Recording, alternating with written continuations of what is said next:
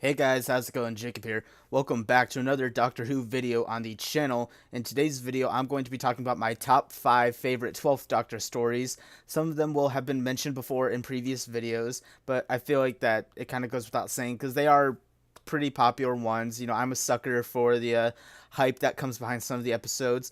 And, there are plenty of good contenders, but I feel like it's definitely going to circulate around certain areas, but I feel like in a way that's almost understandable.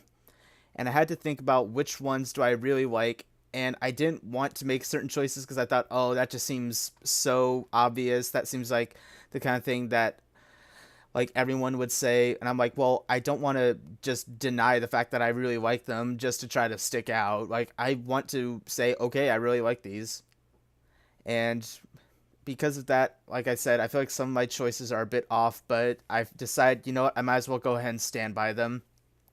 So I hope that you guys enjoyed today's video, and I hope you hit that like button down below to show some support. Comment your thoughts on the video. If you agree with some of my choices, that's cool. If you don't, then you can explain why some other episodes make your top 5. If you don't like the 12th Doctor at all, that's cool. This video may not be for you, but I feel like you should still subscribe if you want to see some more videos. But let's go ahead and get started. Number 1 on the list is going to be the two-parter known as The Magician's Apprentice and The Witch's Familiar. It just did a very lot for a series premiere.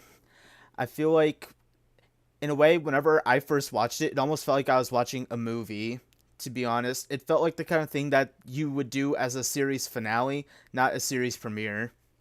And I really liked how the Doctor interacted with Davros throughout the whole thing, how Davros kind of questioned the Doctor about some of his choices and his past actions, and then how you see that the Doctor felt all this guilt about what had happened to Davros, about how he realized that as a child he left Davros on a battlefield, and how now Davros remembered. And then I liked seeing Clara and Missy interact with each other. It was really interesting seeing those two characters paired with each other when they didn't have the Doctor there to sort of mediate their interactions.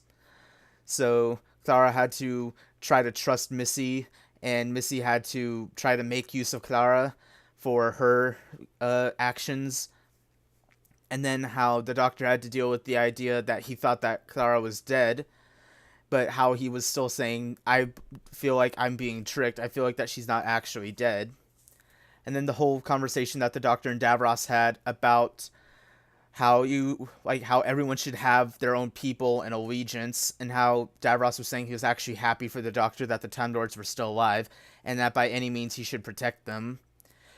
And then also how it turns out that Davros's whole plan was to siphon regeneration energy off of the Doctor to heal himself as well as heal all the Daleks. Because I remember when I first saw that, my jaw was dropped because I was actually scared. That had me scared, seeing the Doctor losing his regeneration energy. And then whenever Davros said the Daleks were now half Dalek, half Time Lord, that actually had me horrified. And then when he was mentioning the idea of the hybrid, I was thinking, oh, I feel like that's going to come into play later, which obviously later on it did.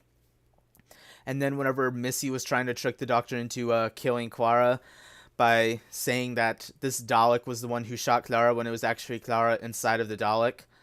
And then later on how we found out that the Doctor went back and then he saved Davros, which is then, explains how Davros got out of there, but also how that's why the Daleks actually have a sense of mercy, because the Doctor decided to show Davros mercy in that situation. So I feel like it did a lot. It showed a lot about the Doctor and Davros's relationship, besides just being enemies, how you actually saw moments where it felt like they interacted with each other in a more friendly way. It just felt like you saw different sides of different relationships than what you would be used to seeing. So it just really stuck out to me a lot. Plus, I just really like in the first episode seeing the 12th Doctor playing the electric guitar while riding on a tank. And then also just the trivial fact that he was actually playing a version of the Doctor Who theme. That was really cool to find out. Whenever I heard that, I was like, oh, that's so cool. And then how, side note, and then later on in the episode, Before the Flood, how the opening theme was the rock theme, and then Peter Capaldi played that. Say what you want, but Peter Capaldi could always say that he contributed in that sort of way. But next up on the list is going to be later on in Series 9, the Zygon Invasion / the Zygon Inversion.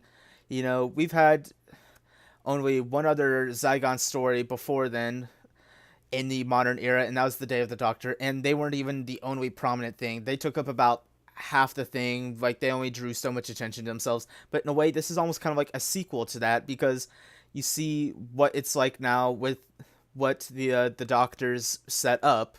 Because they were saying, like, a long time ago there was 3 Doctors, 2 Osgoods, all that stuff. They were recapping what happened in the Day of the Doctor, so you actually see what it's like now that the humans and Zygons set up that peace treaty. And then how you see that the Zygons were living among the humans, they were living in peace. And then how they talked about, oh, most of the Zygons actually don't want war, they're actually a peaceful race, but just like humans, there can be some that become radical. And I feel like that was kind of the whole idea of what it was like, how you could actually see some parallels being drawn into what's been happening nowadays with the Zygons becoming radical like that. And then how the twist at the end of the first episode was that it turns out that Clara actually got kidnapped by the Zygons, and that the one we saw was actually the Zygon commander, who likes to go by Bonnie. Very interesting name, I'd like to add. But then just the lengths that they were willing to go to, and then how the whole time the Doctor was questioning Osgood about whether or not she was the human or the Zygon, because he wanted to know if he could trust her. Because, previously it turns out that Missy had killed Osgood, but then they were addressing the fact of, oh, well, there were still 2, so was that the human or the Zygon? And then how at one point the Doctor was saying, I know that you're human, because if the human Osgood had died, then you would have reverted to your Zygon form.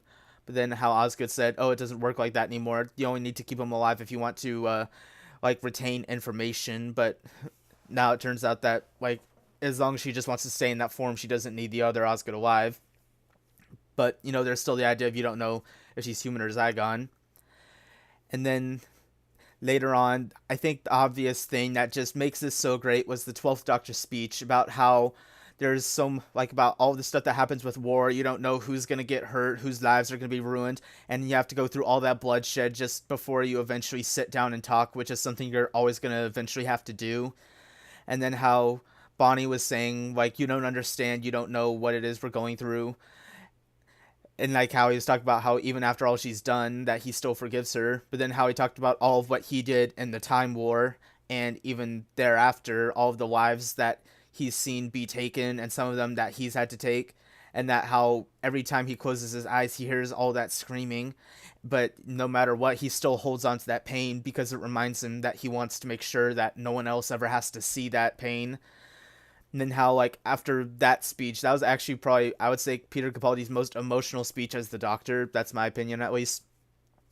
But then how that convinced her, and then how she ended up joining them, and then, how Kate was saying, oh, well, that's nice and all that we came to this, but we still can't forget everything that happened. And then he's like, oh, well, actually, this is, the 15th time this has happened, because it turns out that there's still the memory wipe in the Black Archive, which the Doctor used to wipe all of their memories, except for him, Clara, Osgood, and Bonnie, saying, okay, this is to make sure that this kind of thing doesn't just happen again, it doesn't just start over. And then how it ends off with, you see Bonnie took on the form of Osgood, that way there would be 2 of them again, and that they could continue to go around protecting the Earth. And then the Doctor and Clara's conversation in the TARDIS, how he was saying it felt like it had been months, and she's like, it's only been a couple days. Just because of the fact that it's whenever Clara's away from him, it feels like it's forever. Time feels like it goes by so fast without her. And how you can tell that he actually would kind of miss her, thus preluding to what would eventually happen, and thus making a good segue into number 3, the 3-parter known as Face the Raven, Heaven Sent, and Hellbent. With Face the Raven, I like the fact that they brought back Rigsy. I remember whenever I first saw him in Series 8, I was thinking, oh yeah, he seems like the kind of character that they could bring back, because of the fact that it just felt like he had good chemistry with the Doctor, and especially Clara. But I like how, they kind of focused on him a bit more. He was more prominent to the story. And then how they brought back Ashildr, and it turns out that she's the person in charge of the Trap Street, where all these aliens can go to seek refuge. And how then the whole thing turns out to have been this plan by Ashildr, because she was contacted by this mysterious force, we'll get to that later, saying, as long as you bring us the Doctor, then we'll make sure that we keep the streets safe, like nothing will happen to it. Then how Clara ended up taking the chronolock, I mean, and had it transferred from Rigsy to her because she was trying to be brave like the Doctor. She was trying to come up with a plan saying like, oh, a Shieldier promised to protect me, so this is a good way to make sure that nothing happens to you because now it's not on you anymore. But then how it turns out that because Clara took it, that ended up breaking the contract and that changed the terms, so a Shieldier couldn't take it off of her. So that meant that the death was locked in, that she couldn't escape it. And then the whole rage that the 12th Doctor went into against a Shieldier, saying like, you've read the stories, you know who I am, no one's ever been able to stop me. And how that he would ruin everything that she loved because of what she did to Clara. And then how Clara went off saying like, look, this is my fault, this isn't her fault, and I don't want you to be angry. Like you can't forget that you're a doctor, you're not a warrior. And just the tearful goodbye that they had, it was so sad. I was falling up when I saw that because like Clara was the first companion that I'd basically seen from beginning to end. So it was so sad seeing her go like that. You know, whatever you think about Clara, that's fine, but it was so sad seeing her go. And then how the Doctor, once he was about to be teleported away, how he was saying like, you'd better try to keep a very long distance away from me because I can still be very angry with you.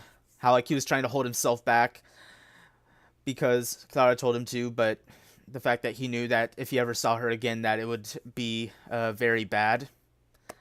And then Heaven Sent, probably one of the best episodes I've really seen because basically the only character in it is Peter Capaldi. You know, like the Doctor is the only character, and I feel like that's so unique, seeing an episode where it's not just like the Doctor fighting a villain or like a whole army and such. It's basically just the Doctor, and the Veil is there as well, but you know, it's a character that the Doctor doesn't interact with. So you see just how long the Doctor's in there and how he has to play off of himself. And then how you see whenever he tries to think really fast, how he's in the TARDIS, he calls that his storm room. And then how you see in his imagination how he's still interacting with Clara, and how subconsciously she's still trying to convince him to go on because it becomes such an impossible task for him to keep going. And then he eventually finds out what's going on.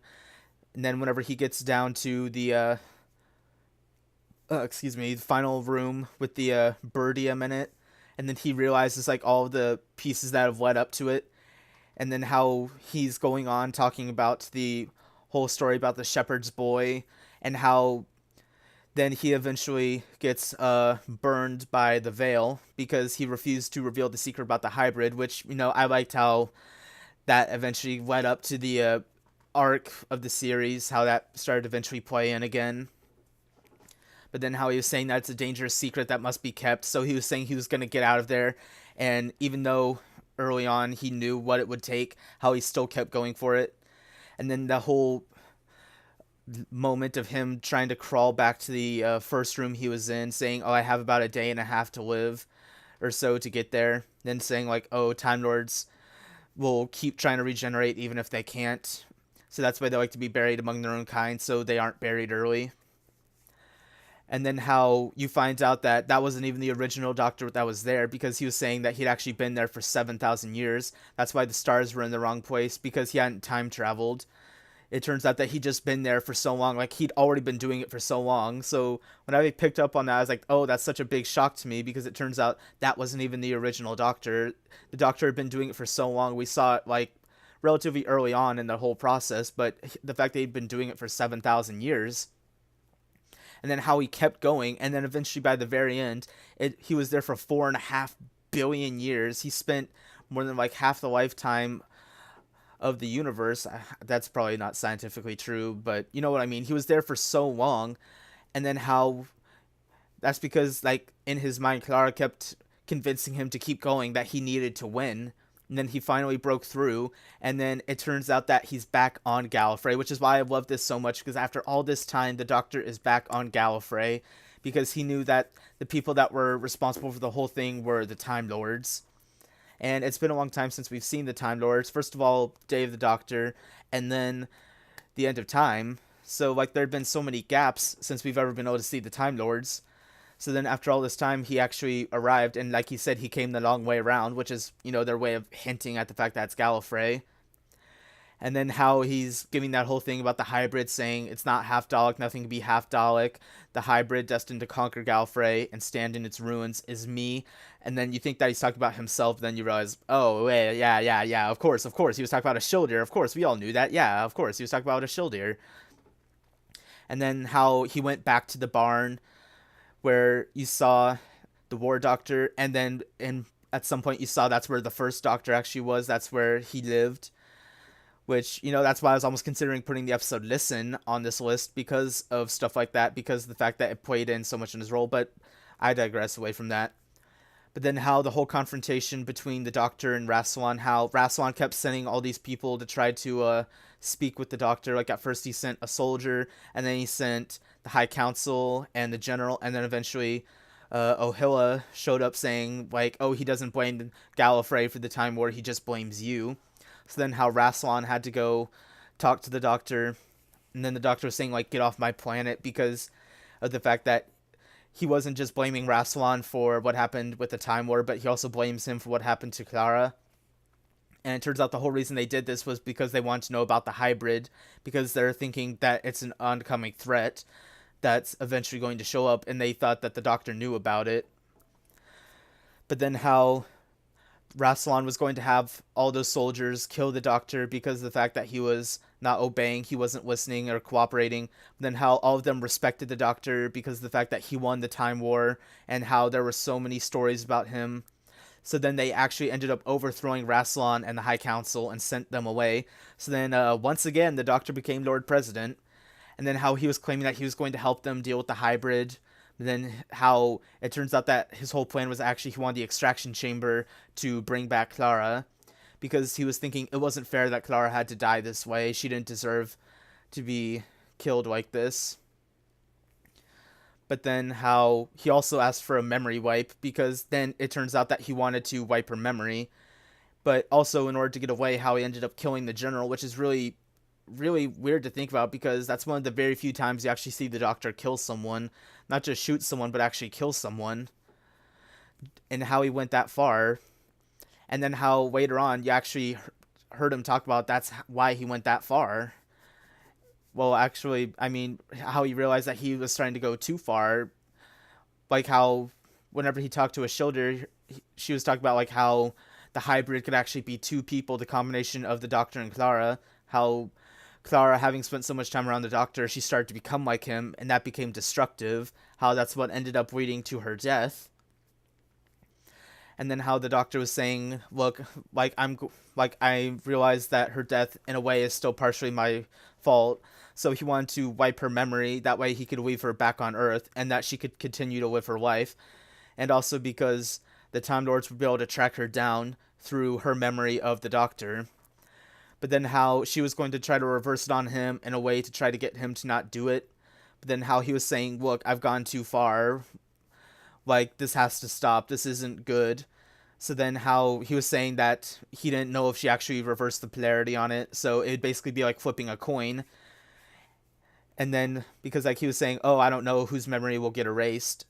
So then whenever they did it, Clara was like, oh, I don't think I'll ever forget you. But then he said, I don't think you'll ever have to.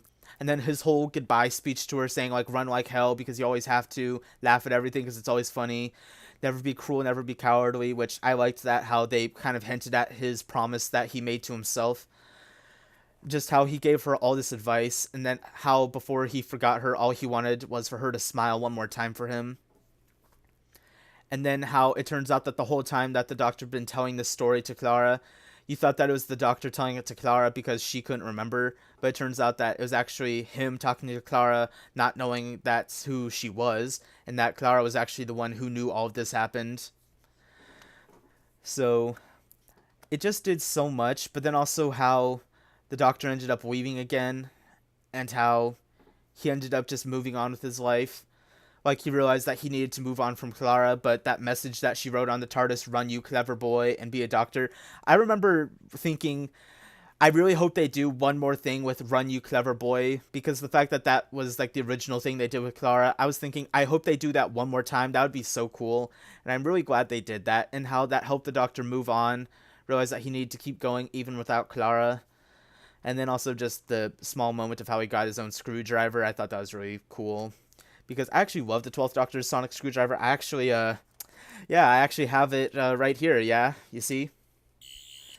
Yeah, that was kind of coincidental there, but I just really like it. I just think it looks like a really cool screwdriver. If you like it, that's cool. If you don't, that's cool too. But that was definitely a long explanation. I can't believe I'm only on number 3, but moving on to number 4, I am definitely a sucker for series premieres and finales, but I just really love it so much. World Enough in Time slash The Doctor Falls. World Enough in Time because of the fact that it does so much in exploring the idea of the Doctor and the Master, aka Missy, becoming friends again after all this time of them being enemies. And then how basically so early on it starts off with Bill getting shot, and not just like, oh, bullet through the heart or something, this giant hole. And then how she's on this ship, and then she gets taken up there, and like she gets this implant to keep her alive, and she's interacting with this one person up there called Razor, who kind of like has an assistant job there. Like he got Bill to work with him. They basically just clean up and tend to things. And then how Bill was up there for 10 years because on the ship it's like 400 miles long, and part of it's in a black hole. So because of the massive amount of gravity behind that, that starts to dilate the time, which I found really interesting. How it wasn't the Doctor fighting an enemy right there, it was the Doctor basically fighting time itself, because he had to think of a way to be able to get to Bill and try to help her. And then how the Doctor implanted that memory, or that thought in her, saying like, wait for me. And then how at the very end they decide to go up there. The Doctor and Nardole decided to look for Bill while Missy was looking around trying to find out more about the ship itself. And then how you see Razor and Missy interacting. And then in the meantime, Bill ended up going through this conversion procedure, let's call it for the moment. And then how Razor's kind of hinting at the fact that Missy has been there before, saying like, oh, the Doctor won't forgive you after he finds out what you did to his friend. Like Missy saying, oh, I haven't done anything. He's like, oh, yeah, but you don't remember it. And then how she finds out that the ship is from Mondas, which, as you know, is the original planet of the Cybermen. And then how this Cyberman walks out and sees the Doctor and Nardole. And then I love the look on the Doctor's face, so when he says a Mondasian Cyberman, because in a way he's almost kind of excited by the fact that he sees it. And then how he's asking, saying like, look, you're a Cyberman, you're part of a neural net, can you locate Bill Potts? And then how the Cyberman eventually says, I am Bill Potts. And then the sheer look of horror on the Doctor's face, because he realized that this is his fault, that he put Bill in this situation, and that because of this she basically died and was turned into a Cyberman. And just how traumatic that was for Bill, but also for him to have to witness that. And then how when Razor is interacting with Missy, like he's saying like, oh, you would, you would never hurt me, like you wouldn't be so self-destructive, and neither would I. Saying like, oh, I love disguises and you used to, but they're rather necessary when you happen to be someone's former prime minister. And he takes off the mask, and I just like that little reference there, saying like, oh, the reason that I had to wear this disguise was because Bill would have recognized me from whenever I was Harold Saxon. So I kind of like how they made mention of that, like they actually mentioned the time the Master was prime minister. And that's what I love so much about, though, is the fact that it is a multi-master story. Nothing like it has been seen on TV before. We finally had 2 masters. After all this time, they brought back John Sim, and I just love how he is, because John Sim was freaking crazy in all this. Like, he did stuff I would not have expected. He was off the wall. And then how you see both masters go up there and interact with the Doctor, and I was actually kind of scared, because I was like, oh no, don't tell me Missy's gonna become evil again. I was very worried. And then how in the next episode you see Missy and the Master kidnap the Doctor. Nardole managed to escape, but they're talking about ways that they could try to kill the Doctor, saying like, oh, we could do this as long as you still have regenerations. But then how the whole conflict's going on, and then they're out on the roof, and then the Master's saying like, oh yes, look at all the Cybermen here, like it sure is great. And then how it turns out that in the whole fight that they were in, the Doctor actually managed to change some of the Cybermen's programming for what they would consider compatible for upgrade. And then he's like, oh, I changed a 1 from a 2, that way the Cybermen would come after them because they have 2 hearts. And I love that one line where he's saying there's only been one way to stop this many Cybermen, me. Just how he knows that throughout all of history, he's been the one thing that can stop Cybermen. And then they get up to that next floor, I think it's 507, I believe, where it's this farm colony, and they are trying to. And then eventually it becomes the Doctor, Nardole, Bill, and the Masters have to try to fight off the Cybermen, but you can see that John Sims' Master just doesn't really want to be there. He just thinks it's pointless. So that's why eventually he plans on leaving. And then what I love so much is the whole speech that the Doctor gives to both Masters about why he does what he does, like how he's not trying to win, he's not blaming someone, or he doesn't hate someone. He just does he does it because he just knows in his heart that it's the right thing to do and that it's kind. And how even if he fails, he could always try to help someone out for just a little bit. And then how the Master didn't care, but then you see that like Missy actually did care a little bit, but she still left. And then I find the whole circle of what happens with the Master is very interesting. How Missy actually ended up stabbing the Master so that he would eventually die and then regenerate into her. But that's because she wanted to go back and help the Doctor, because after all this time she realized that he's right. Like, she finally came around. She realized that what he's doing is the right thing to do and that she's going to stand with him. But then the Master's saying, no, I'm never going to stand with him. So then as Missy's walking away, he actually shoots her in the back. He actually decided to kill his future self and make it so that she couldn't even regenerate, rather than eventually stand with the Doctor. And that had me so surprised. I was already surprised that Missy stabbed the Master, but the fact that the Master shot Missy, I was jaw-dropped at that. The fact that he literally would kill his future self just to prevent himself from eventually working with the Doctor. But also, I just like the idea of how we have the closure of knowing how John Sims' Master eventually regenerated. I would have liked it if we could have seen the regeneration itself, but even so, I like the fact that we have some more closure with it, I suppose. But now I'm kind of curious what's also going to happen with Missy and the future of the Master in general, because I doubt this is the end. Let's face it, the Master somehow always finds a way. But then the whole goodbye that they had with Nardole, how the Doctor is saying, like, look, one of us has to go up a bunch of metal men, and one of us has to go look after a bunch of scared humans. So he decided to make Nardole go do it, and how Nardole was trying to get Bill to go with him, but Bill's saying, look, my life is pretty much over at this point. I don't have anything to lose. I'm just going to go help the Doctor, and if I die, then I die. So Nardole was really sad that he had to say goodbye to both of them. And then whenever you see the Doctor going around and he's destroying all the Cybermen, talking about all the times that he's defeated them, but then how he gets surrounded by them, and then how, like, he's saying, I'm not just a Doctor, I'm the Doctor, the original. And then they still ended up shooting him, and then how you see he starts to regenerate, but he's saying, no, let it go, time enough. Like, how at this point it's pointless to regenerate. Like, at this point he would rather just go ahead and give up his own life to destroy all the Cybermen. How at that point he was just ready to give up his own life. He didn't see any point in trying to regenerate. And then how Bill eventually found the Doctor's body and she was crying, which, you know, goes against what's a Cyberman, because even though Bill was physically changed into a Cyberman, mentally she's still the same. She still has her emotions and she doesn't feel like a Cyberman. But then how Heather from the season 10 premiere shows up, and she actually turns Bill into the same kind of creature as her. And then how they bring the Doctor to the TARDIS because Bill was saying we can't just leave him here. So Bill was saying if there were any place in the universe where the Doctor could rest in peace, it would be the TARDIS. So then Bill ends up managing to revive the Doctor to some extent. But then how Bill and Heather end up leaving so they could explore the universe together. And then how the Doctor goes through his whole thing about saying, like, he doesn't want to change again. Like, he's tired of always having to be someone else. So no matter where the TARDIS took him, how he doesn't want to change. Then he goes out there, and then he manages to stop the regeneration. But then how you see the first Doctor come by and he's talking about the same thing, saying that he won't change, that the whole thing's ridiculous. And then the 12th Doctor's sheer amazement at the fact that he's there with his future incarnation. Which will then go ahead and lead right into the direct continuation for number 5, Twice Upon a Time, which kind of makes sense considering it's on my top 5 overall list. But like I said, last time, you know, two doctors, and not just two doctors.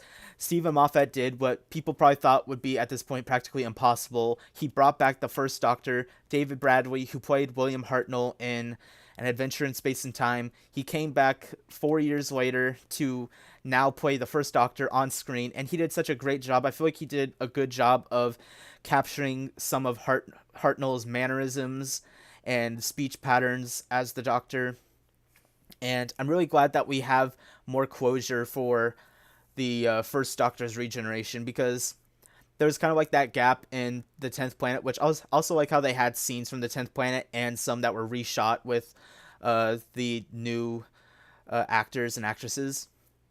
But then how with this we actually have more, they kind of fill the gaps, I should say, for the first Doctor's regeneration. We find out that he actually interacted with his future self, and we get proper final words for the first Doctor, instead of just saying, "Ah, yes, that's good, keep warm." Now we get to hear him say, "Here we go, the long way around." And then how you see that both of them are refusing to regenerate. It's not just the 12th Doctor, which is actually what ended up causing problems for the captain. Which I also love the fact that it turns out that he's a Lethbridge steward. He could have just been some random person, but then it turns out that he's actually a Lethbridge steward. He's related to the Brigadier. They didn't have to do it, but I love the fact that they did so much, because then it kind of shows like, oh, from here on out, this kind of sets up the fact that the first Doctor later on in his life and later regenerations, how he interacts with the Brigadier. And then I love how the Doctor got to have one more goodbye to not just Bill and Nardole, but also Clara. I love how the fact that they had it so that the Doctor's memories of Clara were restored. And then the whole idea of how the Doctor ended up saving the captain and his opponent by shifting the time frame so that they would be unfrozen during the Christmas armistice so that they wouldn't die. And how he's talking about how the universe generally isn't a fairy tale, but that's where we come in. How like they kind of add on to the idea of why the Doctor left Gallifrey, because he wanted to figure out why good prevails. And Bill was saying like, oh, maybe it's just like some guy, wanders around and puts things right. Excuse me, I'm very uncomfortable sitting right now. I've been here for a while. Very, very odd pause there. But then how the Doctor's saying like, we're actually what tries to keep this universe together. Like we actually go around and save people and try to put things right. So that's then how you see later on throughout the first Doctor's life, and again later regenerations, that's why he actually interferes a bit more. That's because he tries to save people. Before it was just kind of on accident, but now he kind of goes out of his way to try to help out and save people, because he realized that's what he does. But then just the very sad goodbye that the 12th Doctor has, saying like, a life as long as mine is like a battlefield, and how it's empty because all of the people that he ends up knowing eventually end up leaving him or forgetting him or dying. So it's so hard for him to continue to move on. So that's why he eventually just wishes that he could rest. And then how he's saying that he accepts that he has to keep living, but the way that he sees it, it's more out of necessity. So then whenever he's talking about how he's going to regenerate, like he's saying like, oh, one more lifetime wouldn't kill anyone except for me, I guess. And then how he basically gives words of advice to his future self. How at this point he doesn't even consider himself the Doctor anymore, because he knows that title is about to be passed on to his future incarnation. And then the idea of how he's saying, Doctor, I let you go. And it's so sad to think about that, because I don't just think about it as the Doctor himself, I think about it as Peter Capaldi. It just is filled with so much. I feel like it's one of the most emotional regenerations, at least from my perspective. It's probably just because of the fact that's the most recent, but I feel like they still do so much with it. But yeah, that's my top 5. I feel bad that I didn't have any from Series 8. Series 8 isn't my favorite.